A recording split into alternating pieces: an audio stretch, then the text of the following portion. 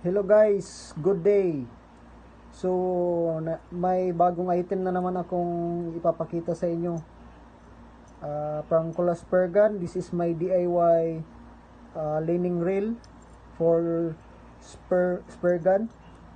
Okay. So made of 3mm thick carbon plate. Okay. So 3K po siya. Okay, so this is 85 centimeter in diameter.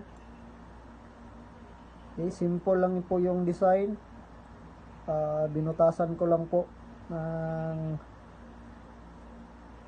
drill para may design po para pang hydrodynamics. So binutasan ko ng 6 na butas. Ito yung disc niya. Okay. So then ito po yung DIY knob ko, rail knob made of HDPE plastic. Okay, so inukit ko lang din ito. Okay. Then yung axle niya is 6mm bolt. So may lock nut po tayo dito para hindi siya matanggal. Okay.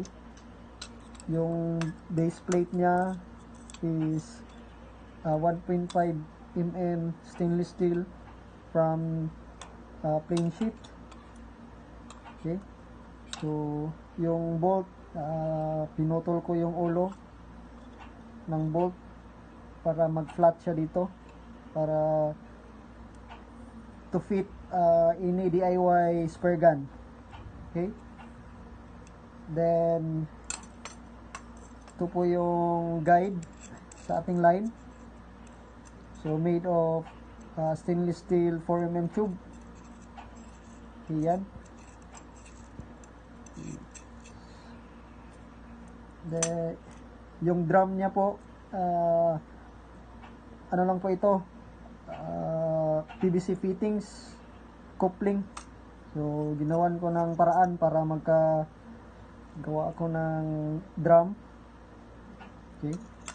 Then ito yung hawakan niya para mapaikot natin yung rail, made of carbon tube din. Okay, nakukuha ito sa mga malalaking camping tent. Okay.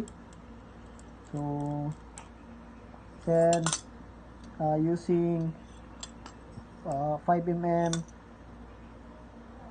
bolt and nuts. Okay. So this is my DIY leaning rail from Speargun. Okay. I hope you enjoy watching, and I hope I can upload videos on making DIY rail soon. Okay, thank you, and please don't forget to like and share my videos, and please subscribe my little channel. Thank you, and have a great day. Thank you everyone.